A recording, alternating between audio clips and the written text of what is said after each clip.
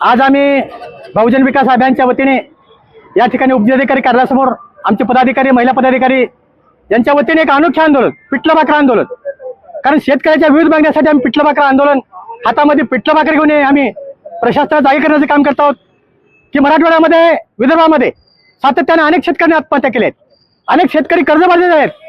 जवळपास 20 शेतकऱ्यांनी आज किडनी विकायचं त्यांना वेळ आली आहे.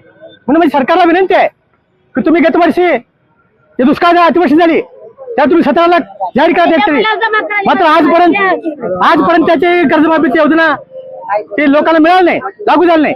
म्हणून आमची मागणी आहे ते 17,000 तुम्ही तात्काळ त्याच्या खात्यावर टाका आणि नियम शर्ती अटी राहू नका, कारण मोठमोठे उद्योजक आज करोड रुपये घेऊन बाहेर पळून गेलेत, त्यांना नियम अटी नाहीत आणि तुम्ही शेतकऱ्याला आरोपीच्या पिंजऱ्यामध्ये उभा केल्यासारखं त्यांना नियम अटी लावून जे कर्जाचा नियम देत असाल बिना शर्त सर्व शेतकऱ्याला कर्जाला माफी झाली पाहिजे, किमान 5 लाखापर्यंत तरी कर्जमाफी सरकारला करावी, ही बहुजन विकास अभियानची आंदोलनाची मागणी आहे. आता यानंतर आम्ही प्रचंड असा उलटमोर्चा देखील आम्ही काढणार आहोत.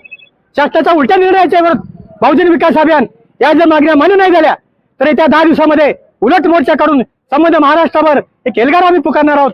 आमचं आंदोलन आहे न्यायिक आहे, एका वैयक्तिक सरकारच्या विरोधात नाही, ते सगळं सिस्टीमच्या विरोधात आहे आणि सिस्टमने जागा व्हावं मी विनंती करतो. जय हिंद.